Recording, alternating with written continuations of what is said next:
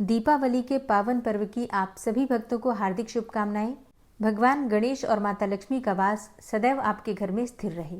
आज 20 अगस्त 2025 है और दिन है सोमवार का। आज कार्तिक मास के कृष्ण पक्ष की चतुर्दशी तिथि है। चतुर्दशी तिथि दोपहर में 3:44 तक रहेगी और इसके बाद अमावस्या लग जाएगी।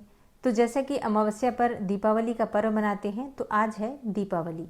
तो दिवाली की पूजा विधि और पूजा के शुभ मुहूर्त की जानकारी अगर आपको चाहिए तो चैनल पर वीडियो अपलोड है, आप लोग जरूर देख लीजिए। आज इस वीडियो में आप सुनने वाले हैं कार्तिक मास महात्म्य का अध्याय 14, लेकिन उससे पहले आप सुनेंगे कार्तिक स्नान की कहानी। और अब आप सुनेंगे कार्तिक मास में सुनी जाने वाली पीपल और पथवारी की कहानी।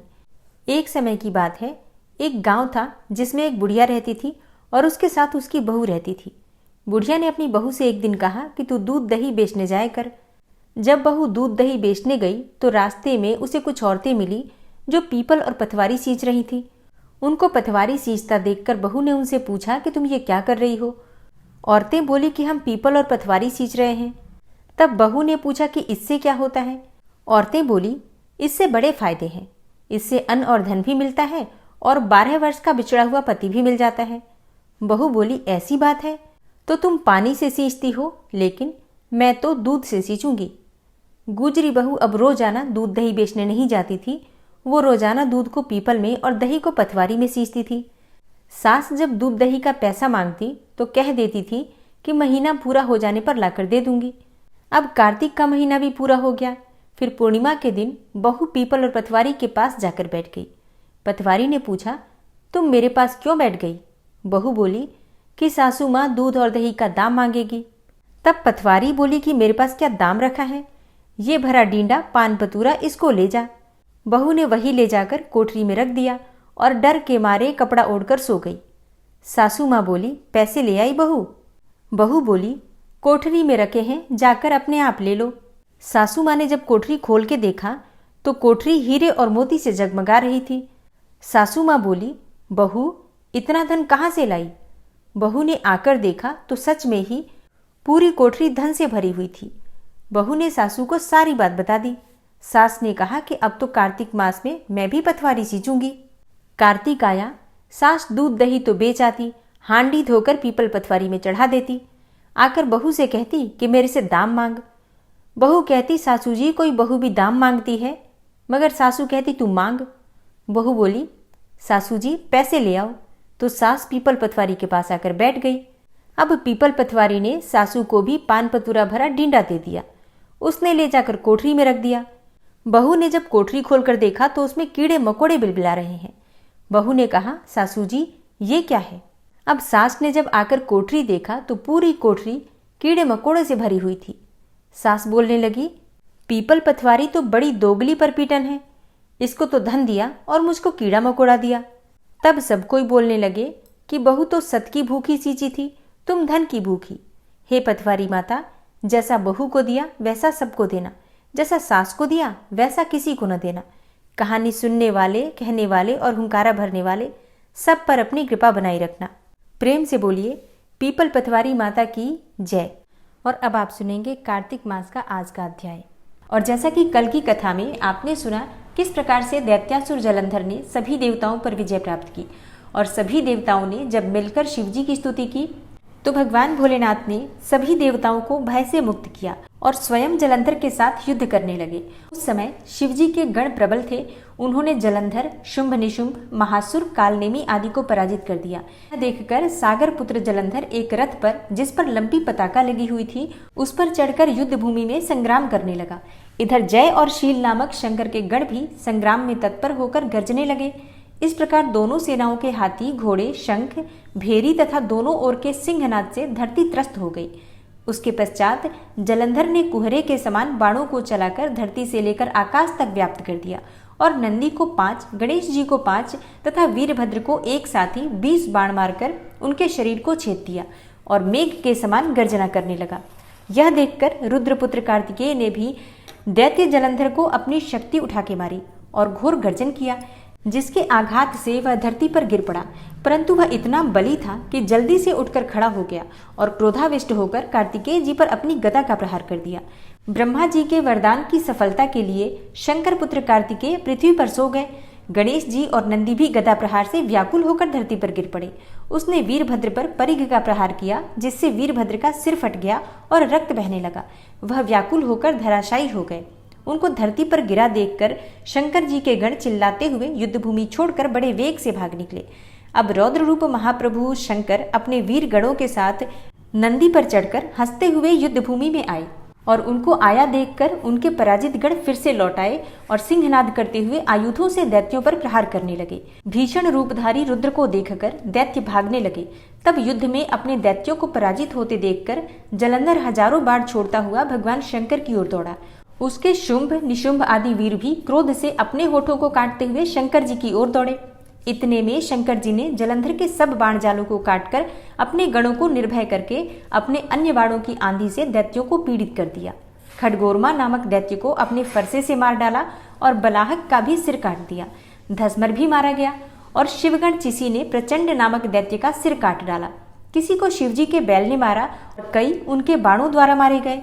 यह देखकर जलंधर अपने शुंभ निशुंभ आदि दैत्यों को भी धिक्कारने लगा और भयभीतों को धैर्य देने लगा, पर किसी भी प्रकार से वह त्रस्त दैत्य दोबारा युद्धभूमि में जाने को तैयार नहीं हुए।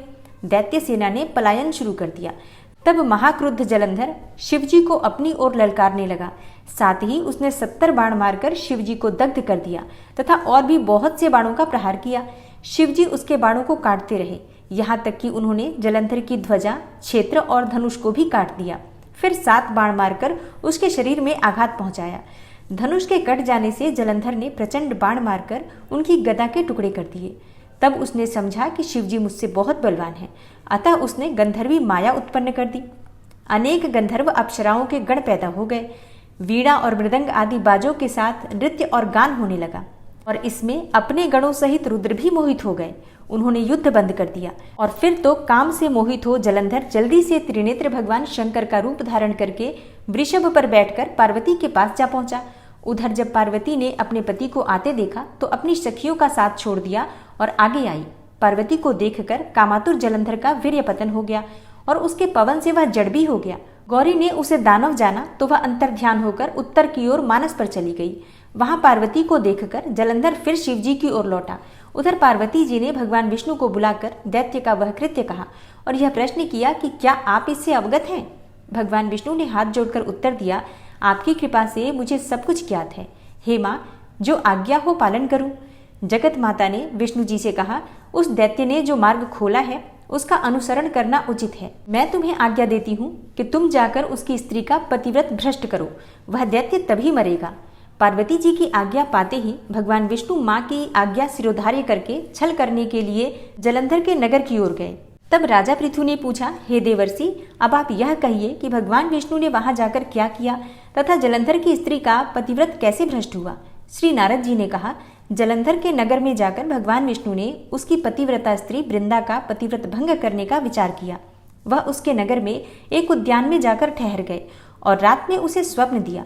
वह उनकी माया और अद्भुत कार्य पद्धति थी और उनकी माया द्वारा जलंधर की स्त्री पतिव्रता वृंदा ने रात में यह स्वप्न देखा कि उसका पति नग्न होकर सिर पर तेल लगाए महिष पर चढ़ा है। वह काले रंग के फूलों की माला पहने हुए है तथा उसके चारों ओर हिंसक जीव हैं। वह सिर मुंडाए हुए अंधकार में दक्षिण दिशा की ओर जा रहा है। उसने अपने नगर को समुद्र में डूबा हुआ देखा और इस प्रकार के बहुत से भयानक सपने देखे। फिर तुरंत ही वह जाग पड़ी और स्वप्न के संबंध में विचार करने लगी। इतने में उसने सूर्य को उदय होते हुए देखा तो सूर्य में उसे एक छिद्र दिखाई दिया तथा सूर्य कांतिहीन था। इसे उसने अनिष्ट जाना और भयभीत होकर रोने लगी। वह छज्जे पर गई, अटारी पर चढ़ी, भूमि पर उतरी, मगर उसे कहीं पर भी शांति प्राप्त नहीं हुई। फिर वह अपने 2 सखियों को साथ लेकर उपवन में गई, परंतु वहां भी उसे शांति नहीं हुई। फिर वह जंगल में निकल गई, पर वहां भी उसे चैन नहीं आया। तब वन में उसने सिंह के समान 2 भयंकर राक्षसों को देखा, जिससे वह अत्यंत ही भयभीत होकर वहां से भागने लगी। उसी समय वहां उसने अपने शिष्यों सहित एक तपस्वी को देखा तो वृंदा उसके पैरों को हाथ लगाकर उससे अपनी रक्षा के लिए प्रार्थना करने लगी।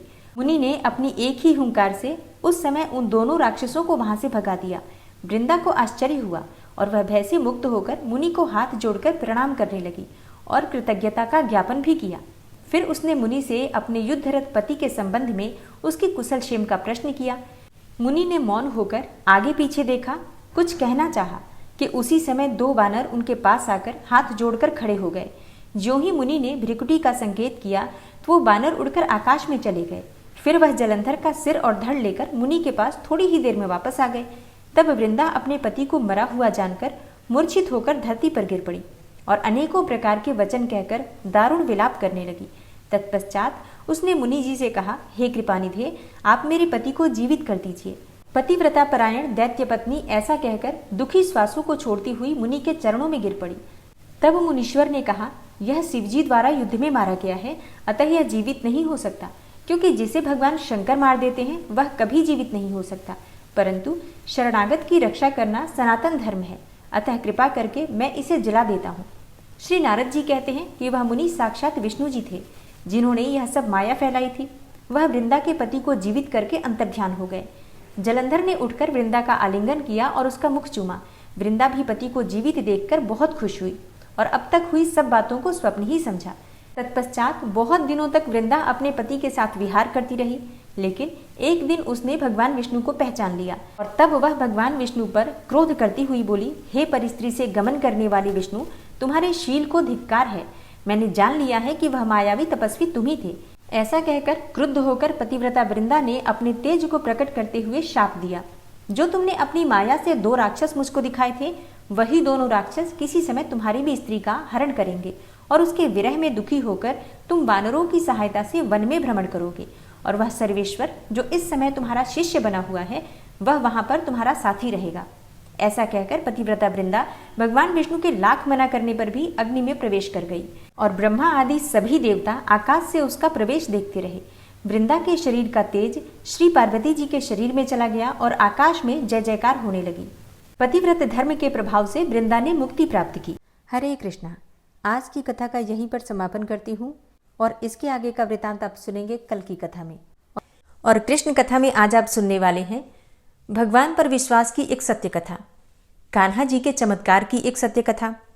ये कथा है वृंदावन की। वृंदावन शहर में एक वैद्य थे जिनका मकान भी बहुत पुराना था। वैद्य साहब अपनी पत्नी को कहते थे कि जो भी कुछ तुम्हें चाहिए, जो भी सामान तुम्हें चाहिए, वो एक चिट्ठी में लिख कर दे दो। और जब वो दुकान पर जाते, वैद्य साहब जब दुकान पर जाते तो सबसे पहले चिट्ठी खोलते थे और सामान के भाव को देखते कि ये सामान कितने का है। फिर कान्हा से दुआ करते कि सांवरे, मैं केवल तेरी इजाज़त से ही तुझे छोड़कर यहाँ दुनिया में आ बैठा हूँ। तू मेरी आज की व्यवस्था कर देगा, उसी समय यहाँ से उठ जाऊँगा। और फिर कभी सुबह 9:30 बजे, कभी 10 बजे ही रोगियों की दवा देकर वापस वो अपने गांव चले जाते थे। मतलब जितने तक का सामान होता था उस सामान की व्यवस्था जैसे ही हो जाती थी वैसे ही वो दुकान बंद करके और वापस अपने गांव चले जाते थे। मतलब अधिक पाने की लालच नहीं कि और कमाना है, ऐसा नहीं सोचना। आज के खर्च की व्यवस्था हो गई, बस इतना ही उनको कमाना था। अब एक दिन क्या हुआ कि वैद्य जी ने जब दुकान खोली और फिर चिट्ठी खोली तो देखते ही रह गए। एक बार तो उनका मन भटक गया।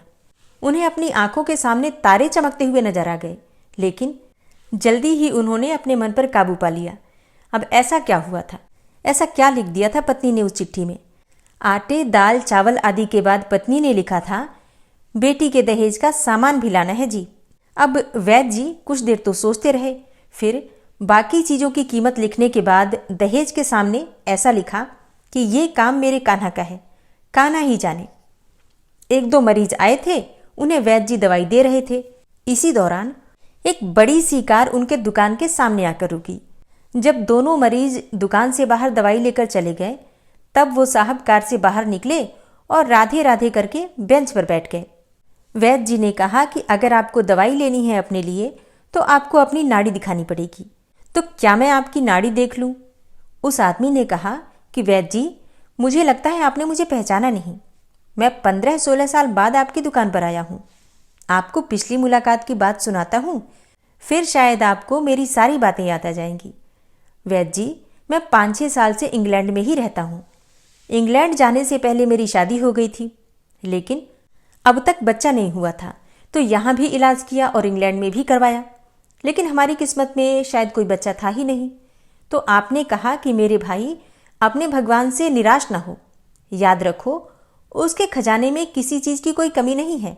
औलाद, मान, धन दौलत और खुशी गमी, जीवन मृत्यु सब कुछ उसी के हाथ में है।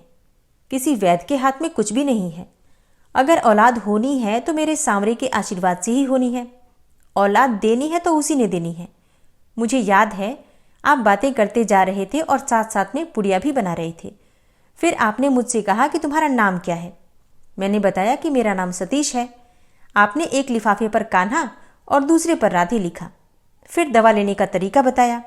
लेकिन जब मैंने आपसे पूछा कि कितने पैसे, तब आपने कहा बस ठीक है। मैंने जोर डाला तो आपने कहा कि आज का खाता बंद हो गया है। मैंने कहा मुझे आपकी बात समझ नहीं आई। तब आपके पास खड़े एक व्यक्ति ने बताया कि भाई, आज के घर के खर्च के लिए जितनी रकम वैद्य जी ने कान्हा जी से मांगी थी वो सांवरे ने इनको दे दी है और अधिक पैसे वे ले ही नहीं सकते। मैं बहुत हैरान हुआ और शर्मिंदा भी हुआ कि मेरे विचार कितने घटिया थे और ये वैद्य कितना महान व्यक्ति है। मैंने जब घर जाकर अपनी बीवी को दवा दिखाई और सारी बातें बताई तो उसके मुंह से निकला, वो इंसान नहीं, कोई फरिश्ता है और उसकी दी हुई दवाई हमारी मनोकामना जरूर पूरी करेगी जी। वैद्य जी, आज हमारे घर में 3 बच्चे हैं। हम पति पत्नी हर समय आपके लिए दुआएं करते हैं। जब भी वृंदावन में छुट्टी पे आया, कार उधर रोकी लेकिन दुकान को बंद पाया। कल दोपहर भी आया था, दुकान बंद थी। एक आदमी पास ही खड़ा हुआ था तो उसने कहा कि अगर आपको वैद्य जी से मिलना है तो सुबह 9 बजे अवश्य पहुंच जाएं, वरना उनके मिलने की कोई गारंटी नहीं। इसलिए आज सवेरे सवेरे ही आपके पास आया हूं। वैद्य जी, हमारा सारा परिवार इंग्लैंड में ही बस चुका है। केवल एक विधवा बहन अपनी बेटी के साथ वृंदावन में रहती है। हमारी भांजी की शादी इस महीने की 21 तारीख को होनी थी। इस भांजी की शादी का सारा खर्च मैं अपने जिम्मे लिया था। 10 दिन पहले इसी कार में उसे मैं पानीपत अपने रिश्तेदारों के पास भेजा कि शादी के लिए जो चीजें चाहे खरीद ले। उसे पानीपत जाते ही बुखार हो गया और उसने किसी को नहीं बताया। बुखार की दवा खाती रही और बाजारों में फिरती रही। बाजार में फिरते फिरते ही वो अचानक से बेहोश होकर गिर पड़ी। उसे अस्पताल तो ले गए, लेकिन बेचारी वो इस दुनिया से चली गई। इसके मरते ही न जाने क्यों मुझे और मेरी पत्नी को आपकी बेटी का ख्याल आया। हमने और हमारे सभी परिवार ने फैसला किया है कि हम अपनी भांजी के दहेज का जो सामान है, सभी साजो सामान आपके यहाँ पहुँचा देंगे। शादी अगर जल्दी है तो इंतजाम हम खुद करेंगे और अगर अभी कुछ देर है तो सभी खर्चों के लिए पैसा आपको नकदी पहुँचा देंगे। आप कृपा करके मना मत करना, अपना घर दिखा दें ताकि सारा सामान वहाँ पहुँचाया जा सके। अब तो वैद्य जी हैरान परेशान हुए और बोले, सतीश जी, आप जो कुछ भी कह रहे हैं मुझे कुछ समझ नहीं आ रहा। मेरा इतना मन नहीं है। मैं तो आज सुबह जब अपनी पत्नी के हाथ की लिखी हुई चिट्ठी यहाँ खोलकर देखा तो मिर्च मसाला के बाद जब मैंने ये शब्द पढ़े, बेटी के दहेज का सामान, तो तुम्हें पता है मैंने क्या लिखा? आप खुद यह चिट्ठी जरा देखें। सतीश जी यह देखकर हैरान रह गए कि बेटी के दहेज के सामने लिखा हुआ था, यह काम कान्हा का है और कान्हा ही जाने। वैद्य जी ने कहा कि सतीश जी, यकीन करो कि आज तक कभी ऐसा नहीं हुआ था कि पत्नी ने चिट्ठी पर कोई बात लिखी हो और मेरे सांवरे ने उसी दिन उसका इंतजाम न कर दिया हो, उसकी व्यवस्था न कर दी हो। आपकी भांजी की मौत का मुझे सदमा है, अफसोस है, लेकिन मैं सांवरे की कुदरत से हैरान हूं कि वे कैसे अपनी लीला दिखाते हैं। भगवान पर विश्वास करें तो वैद्य जी के जैसा कि हम जो भी सोचेंगे भगवान जी, हमारे कान्हा जी उसे पूरा कर ही देंगे। लेकिन कई बार क्या होता है, हमें ऐसा लगता है कि ये सब तो कहानियां हैं। ऐसा थोड़ी ही होता है, ऐसा तो सिर्फ कहानियों में होता है। और फिर इस वजह से, क्योंकि हमारे अंदर श्रद्धा की कमी है, विश्वास की कमी है, इसलिए ईश्वर भक्ति की सत्य कथाएं भी हमें कहानियों की तरह ही लगती हैं। और फिर पूर्ण रूप से हम ईश्वर पर, अपने कान्हा पर, ठाकुर जी पर या इष्ट देवता पर विश्वास ही नहीं करते। और जब तक पूर्ण विश्वास नहीं होगा, पूर्ण समर्पण नहीं होगा, संपूर्ण रूप से श्रद्धा नहीं होगी, तब तक परेशानियां बनी ही रहती हैं। और फिर चाहे दुनिया में कितना भी भटक लो, परेशानियां समाप्त नहीं होती। कोई भी मनोकामना हो सिर्फ पूजा पाठ से पूर्ण नहीं होती है। ईश्वर में विश्वास हो तो बहुत सारी चीजें कम पूजा पाठ के बाद भी पूरी हो जाती हैं। बहुत सारी कामनाएं जो लोग कम पूजा पाठ करते हैं उनकी भी पूरी हो जाती हैं। तो विश्वास पूर्ण रूप से कीजिए। अगर आप ईश्वर के भक्त हैं तो सब कुछ छोड़ दीजिए, देख लेंगे वो अपने आप ही। जो आपके लिए ज़रूरी होगा आपको मिल ही जाएगा, और जो नहीं ज़रूरी होगा, जो भगवान को लगता है कि आपके लिए ठीक नहीं है, वो आपके लाख प्रयास करने के बाद भी नहीं होगा। तो जो इच्छाएं आपकी पूरी हो जाती हैं, समझ लीजिए कि ईश्वर ने आपके लिए वही चुना है, आपके लिए वही हितकर है। और जो इच्छाएं आपकी पूरी नहीं होती हैं, समझ लीजिए कि आपके लिए वो ठीक नहीं था, तभी ईश्वर ने आपकी उस इच्छा को पूर्ण नहीं किया। विश्वास बनाए रखिए, जो आपके लिए अच्छा होगा हमारे ठाकुर जी वही करते हैं। तो प्रेम से बोलिए राधे राधे। ओम विश्वम विष्णुर्वषट्कारो भूतभव्य भवत्प्रभु भूतकृत भूतभृद्भावो भूतात्मा भूतवाहन भूतात्मा परमात्मा च मुक्तानां परमागति अव्ययः पुरुषः साक्षी क्षेत्रज्ञो अक्षर एव च योगो योगविदां नेता प्रधान पुरुषेश्वरः नारसिंहवपुः श्रीमान् केशवः पुरुषोत्तमः सर्वः शर्वः शिवस्थाणुर्भूतादिर्निधिर्व्ययः संभवो भावनो भर्ता प्रभवः प्रभुरीश्वरः स्वयंभू शंभुरादित्यः पुष्कराक्षो महास्वनः अनादिनिधनो धाता विधाता धातुरुत्तमः अप्रमेयो ऋषिकेश पद्मनाभो अमरप्रभु विश्वकर्मा मनुस्त्वष्टा स्थविष्ठः स्थविरो ध्रुवः अग्राह्यः शाश्वतः कृष्णो लोहिताक्षः प्रतर्दन प्रभूतस्त्रिककुब्धाम पवित्रं मङ्गलं परम् ईशानः प्राणदः प्राणो ज्येष्ठः श्रेष्ठः प्रजापति हिरण्यगर्भो भूगर्भो माधवो मधुसूदनः ईश्वरो विक्रमी धन्वी मेधावी विक्रमः क्रमः अनुत्तमो दुराधर्षः कृतज्ञः कृतिरात्मवान् सुरेशः शरणं शर्म विश्वरेताः प्रजाभवः अह संवत्सरो व्याल प्रत्ययः सर्वदर्शनः अजः सर्वेश्वरः सिद्धः सिद्धे सर्वादिर्च्युतः वृषाकपिर्मेयात्मा सर्वयोगविनिश्रितः वसुर्वसुमनः सत्यः समात्मा संमितः समः अमोघः पुण्डरीकाक्षो वृषकर्मा वृषाकृतिः रुद्रो बहुशिरा बभ्रुर्विश्वयोनिः शुचिश्रवः अमृतः शाश्वतस्थाणुर्वरारोहो महातपः सर्वगः सर्वविद्भानुर्विश्वक्सेनो जनार्दनः वेदो वेदविद्व्यङ्गो वेदाङ्गो वेदवित्कविः लोकाध्यक्षः सुराध्यक्षो धर्माध्यक्षः कृताकृतः चतुरात्मा चतुर्व्यूहश्चतुर्द्रष्टश्चतुर्भुजः भ्राजेष्णुर्भोजनं भोक्ता सहिष्णुर्जगदाति च अनघो विजयोजेता विश्वयोनिः पुनर्वसु उपेन्द्रो वामनः प्रांशुर्मोघः शुचिरुर्जितः अतीन्द्रः सङ्ग्रहः सर्गो धृतात्मा नियमो यमः वेद्यो वैद्यः सदा योगी वीरः माधवो मधु अतीन्द्रियो महामायो महोत्साहो महाबलः महाबुद्धिर्महावीर्यो महाशक्तिर्महाद्युतिः अनिर्देश्य वपुः श्रीमान् मेयात्मा महाधृतिर् महिश्वासो महीभर्ता श्रीनिवासः सतां गति अनिरुद्ध सुरानन्दो गोविन्दो गोविन्दाम्पति मरीचिर्दमनो हंस सुपर्णो भुजगोत्तम हिरण्यनाभ सुतपा पद्मनाभ प्रजापति अमृत्यु सर्वदिक्सिंह संधाता सन्धिमानस्थिर अजो दूर्मर्षणः शास्ता विश्रुतात्मा सुरारिः गुरुर्गुर्तमो धाम सत्य सत्यपराक्रम निमिषो अनिमिषो श्रग्वी वाचस्पतिरुदारधि अग्रणिर्ग्रामणी श्रीमान् न्यायो नेता समीरण सहस्रमूर्धा विश्वात्मा सहस्राक्ष सहस्रपात् आवर्तनो निवृत्तात्मा संवृतः संप्रमर्दन अह संवर्तको वह निर्निलोधरणीधरः सुप्रसादः प्रसन्नात्मा विश्वदृग् विशुभुग् विभु सत्कर्ता सत्कृतः साधु जहर्नुर्नारायणो नरः असंख्येयो अप्रमेयात्मा विशिष्टशिष्टकृच्छुवि सिद्धार्थ सिद्धसङ्कल्प सिद्धिदः सिद्धिसाधनः वृषाहि वृषभो विष्णुर्विष्पर्वा वृषोदरः वर्धनो वर्धमानश्च विविक्तः श्रुतिसागरः सुभुजो दूर्धरो वाग्मी महेन्द्रो वसुदो वसु नैकरूपो बृहद्रूप शिपिविष्टः प्रकाशनः ओजस्तेजो द्युतिधरः प्रकाशात्मा प्रतापनः रिद्धस्पष्टाक्षरो मन्त्रश्चन्द्रांशुर्भास्करदुतिः अमृतांशुद्भवो भानु शशबिन्दुः सुरेश्वरः औषधं जगतः सेतु सत्यधर्मपराक्रमः भूतभव्य भवन्नाथ पवनः पावनो नलः कामः कामकृत्कान्तः कामः कामप्रदः प्रभु युगादिकृद्युगावर्तो नैकमायो महाशनः अदृश्यो अव्यक्तरूपश्च सहस्रजित् अनन्तजित् इष्टो अविशिष्ट शिष्टेष्ट शिखण्डी नहुसो वृष क्रोधः क्रोधकृत्कर्ता विश्वबाहुर्महीधरः अच्युतः प्रतितः प्राणः प्राणदो वासवानुजः अपां निधिर्धिष्ठानं प्रमत्तः प्रतिष्ठितः स्कन्दः स्कन्दधरो धूर्यो वरदो वायुवाहनः वासुदेवो बृहद्भानुरादिदेवः पुरन्दरः अशोकस्तारणस्तारः शूरः सौरिर्जनेश्वरः अनुकूलः शतावर्त पद्मी पद्मनिभेक्षणः पद्मनाभो अरविन्दाक्ष पद्मगर्भ शरीरभृत् महर्धिरिद्धो वृद्धात्मा महाक्षो गरुडाध्वजः अतुलः शरभो भीमो समयज्ञो हविर्हरि सर्वलक्षणलक्षण्यो लक्ष्मीवान् समितिञ्जयः वीक्षरो रोहितो मार्गो हेतुर्दामोदरः सह महीधरो महाभागो वेगवान् मिताशनः उद्भवः क्षोभणो देवः श्रीगर्भः परमेश्वरः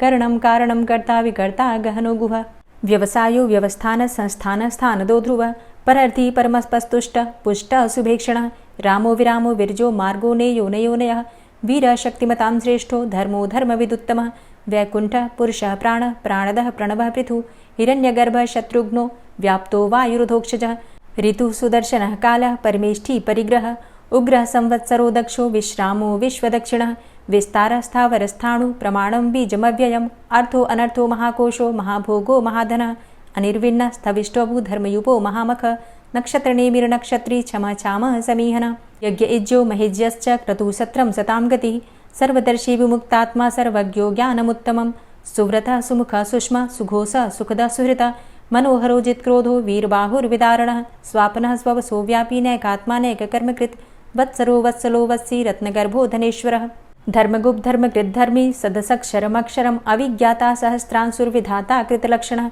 गभस्तिनेमिः सत्त्वस्थः सिंहो भूतमहेश्वरः आदिदेवो महादेवो देवेशो देवभृद्गुरुः उत्तरो गोपतिर्गोप्ता ज्ञानगम्यः पुरातनः शरीरभूतभृद्भोक्ता कपीन्द्रो भूरि दक्षिणः सोमभो अमृतपः सोमः पुरुजित पुरुषोत्तमः विनयोजयः सत्यसन्धो दाशाः सात्वतां पतिः जीवो विनयिता साक्षी मुकुन्दो अमितविक्रमः अम्भो निद्रणन्तात्मा महोदधीशयोऽन्तकः अजोमहारः स्वाभाव्यो जितामित्रः प्रमोदनः आनन्दो नन्दनो नन्दः सत्यधर्मा त्रिविक्रमः महर्षि कपिलाचार्यः कृतज्ञो मेदिनीपतिः त्रिपदस्त्रिदशाध्यक्षो महाशृङ्गः कृतान्तकृत् महावराहो गोविन्दः सुखेणः कनकाङ्गदी गुह्यो गभीरो गहनो गुप्तश्चक्रगदाधरः वेधा स्वाङ्गो अजितः कृष्णो दृढः सङ्कर्षणोच्युतः वरुणो वारुणो वृक्षः पुष्कराक्षो महामनाः भगवान् भगानन्दी वनमाली हलायुधः आदित्यो ज्योतिरादित्यः सहिष्णुर्गतिसत्तमः सुधन्वाखण्डपरशुर्दारुणो द्रविडप्रदः दिविस्त्रिक्सर्वदृग्व्यासो वाचस्पतिर्योनिजः त्रिसामा सामगः साम निर्वाणं भेषजम्भिषक्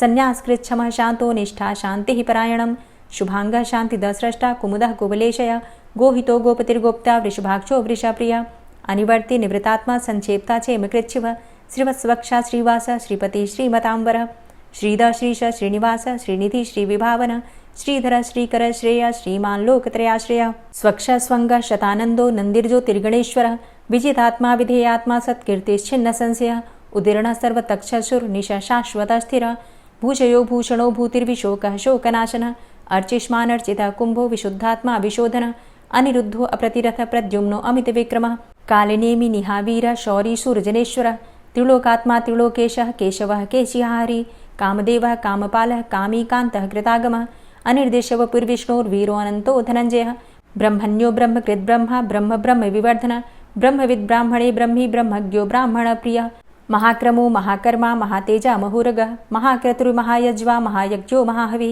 स्तव्यः स्तव प्रियः स्तोत्रं स्तुतिस्तोतारणप्रियः पूर्णः पुरैता पुण्यः पुण्यकीर्तिर्नामयः मनोजवस्तीर्थकरो वसुरेता वसुप्रदः वसुप्रदो वासुदेव वसुर्वसुमनाहवि सद्गतिः सत्कीर्तिः सत्ता सद्भूतिः सत्परायणः शूरसेनो यदुश्रेष्ठः सन्निवासः सुयामुनः भूतावासो वासुदेवः सर्वासु निलयोऽनलः दर्पः दर्पदो दृप्तो दूढरोथा पराजितः विश्वमूर्तिर्महामूर्तिर्दीप्तमूर्तिर्मूर्तिमान् अनेकमूर्तिरव्यक्तः शतमूर्तिः शताननः एको नैकः सवकः किं यत्तत्पदमनुत्तमं लोकबन्धुर्लोकनाथो माधवो भक्तवत्सलः सुवर्णवर्णो हेमाङ्गो वराङ्गश्चन्दनाङ्गदी वीरः विषमः शून्यो घृताशीरचलश्चलः अमानीमानदो मान्यो लोकस्वामी त्रिलोकदृक् सुमेधा मेधजो धन्यः सत्यमेधाधराधरः तेजोवृषः द्वितिधरः सर्वशस्त्रभृताम्बरः प्रग्रहो निग्रहो व्यग्रो नैकशृङ्गो गदाग्रजः चतुर्मूर्तिश्चतुर्बाहुश्चतुर्व्यूहश्चतुर्गति चतुरात्मा चतुर्भावश्चतुर्वेदविदेकपात् समावर्तो अनिवृतात्मा दुर्जयो दुरतिक्रम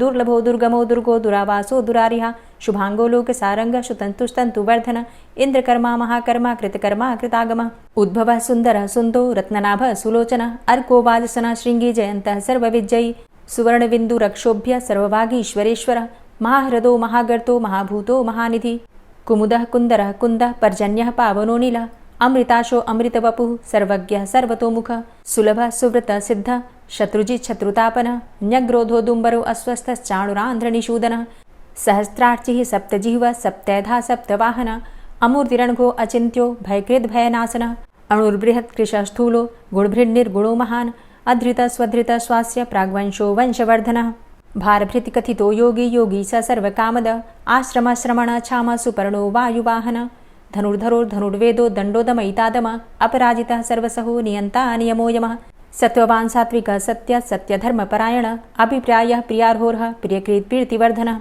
विहाय सगतिर्ज्योति सुरुचिर्हुद्भुग् विभु रविर्विलोचनः सूर्य सविता रविलोचनः अनंतो हुद्भुग्भोक्ता सुखदो नैकजोग्रज अनिर्विण्ण सदामर्षि लोकाधिष्ठानमद्भुतः सनात सनातन्तमः कपिलः कपिरप्यय स्वस्तिदा स्वस्तिकृत् स्वस्ति स्वस्तिभुक् स्वस्ति दक्षिण रौद्रः कुण्डली चक्रे विक्रमयुर्जितशासन शब्दातिगा शब्दशः शिशिरः शर्वरीकर अक्रूरः पेशलो दक्षो दक्षिणः क्षमिणाम्बर विद्वतमो वितभय पुण्यश्रवण कीर्तन उत्तारणो दुष्कृतिः पुण्यो दुःस्वप्ननाशन वीरहारक्षण संतो जीवनः पर्यवस्थित अनन्तरूपो अनन्तश्रीर्जितमन्युर्भयापः चतुरश्रो गभीरात्मा विदिशो व्यादिशो दिश अनादिर्भूर्भुवो लक्ष्मीः सुवीरो रुचिराङ्गद जननो जन्मादिर्भीमो भीमपराक्रम आधारनीलयोधाता पुष्पहासः प्रजागर ऊर्ध्वगः सत्पथाचार प्राणदः प्रणवापण प्रमाणं प्राणनीलियः प्राणभृत् प्राणजीवनः तत्त्वं तत्त्वविदेकात्मा जन्म मृत्यु जरातिग पूर्व स्वस्तरुस्तार सविता प्रपितामह यज्ञो यज्ञपतिर्यज्वा यज्ञांगो यज्ञवाहन यज्ञभृद्यज्ञ कृद्यज्ञ यज्ञभुक् यज्ञसाधन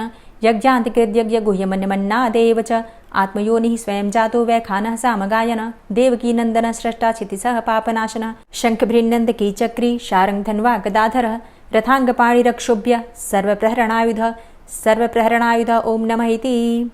और अब आप सुनेंगे तुलसी महारानी की आरती।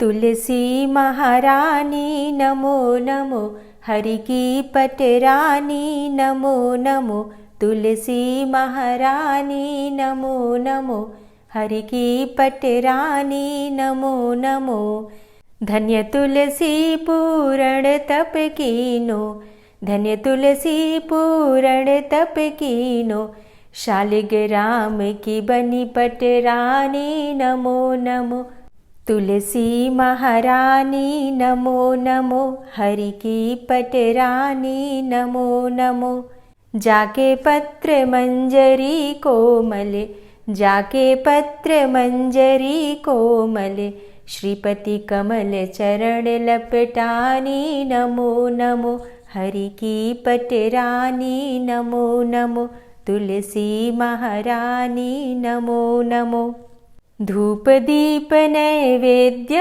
आरती धूप दीप नैवेद्य आरती पुष्पन की वर्षा बरसानी नमो नमो हरि की पटरानी नमो नमो तुलसा महारानी नमो नमो छप्पन भोग छत्तीसो व्यंजन छप्पन भोग छत्तीसो व्यंजन बिन तुलसा हरि एक न मानी नमो नमो तुलसी महारानी नमो नमो हरि की पटरानी नमो नमो सभी सखी मैया तेरो यश गावे सभी सखी मैया तेरो यश गावे भक्ति दान दीजे महारानी नमो नमो तुलसा महारानी नमो नमो हरि की पटरानी नमो नमो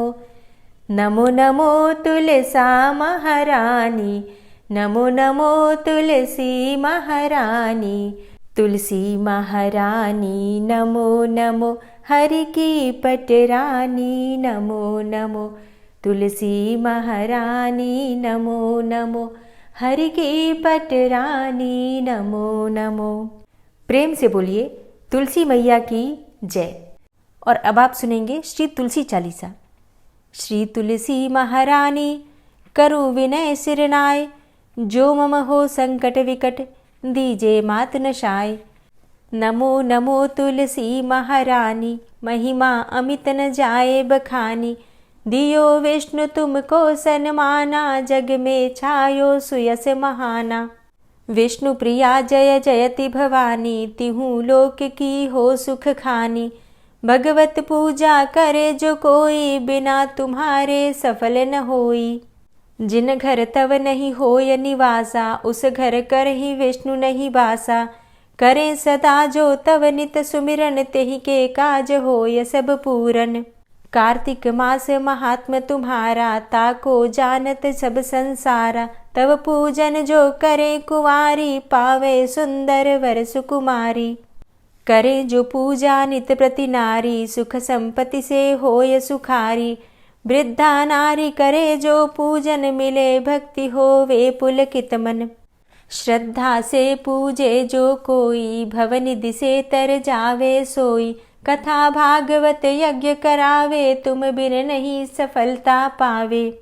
छायो तब प्रताप जग भारी, ध्यावत तुम्हि सकल चित धारी। तुम्ही मात यंत्रन तंत्रन में, सकल काज सिद्धि होवे क्षण में। औषधि रूप आप हो माता, सब जग में तव यश विख्याता। देव ऋषि मुनि और तपधारी, करत सदा तव जय जयकारी।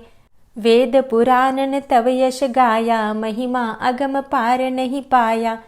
नमो नमो जय जय सुख कारणी, नमो नमो जय दुख निवारणी। नमो नमो सुख संपत्ति देनी, नमो नमो अघ काटन चेनी।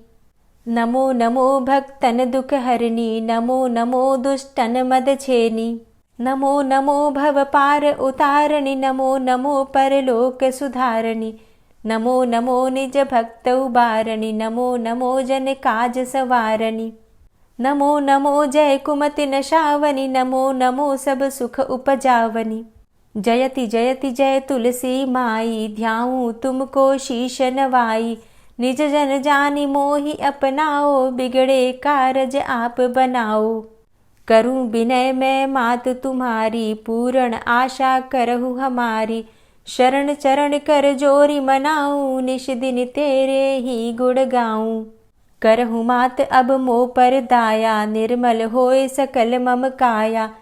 मांगू मातु यही बर दीजे, सकल मनोरथ पूर्ण कीजे। जानू नहीं कछु नेम आचारा, क्षमहु मातु अपराध हमारा। 12 मास करे जो पूजा, तासम जग में और नहीं दूजा। प्रथम ही गंगा जल मंगवावे, फिर सुंदर स्नान करावे। चंदन अक्षत पुष्प चढ़ावे, धूप दीप नैवेद्य लगावे। करे आचमन गंगा जल से, ध्यान करे हृदय निर्मल से। पाठ करे फिर चालीसा की, स्तुति करे मात तुलसा की। यह विधि पूजा करे हमेशा, ताके तन नहीं रहे कलेशा। करे मास कार्तिक का साधन, सोवे नित पवित्र हुई जाहि। है यह कथा महासुखदाई, पढ़े सुने सो भव तर जाई। यह श्री तुलसी चालीसा, पाठ करे जो कोय। गोविंद सो फल पावही, जो मन इच्छा होय। तुलसी चालीसा संपूर्ण।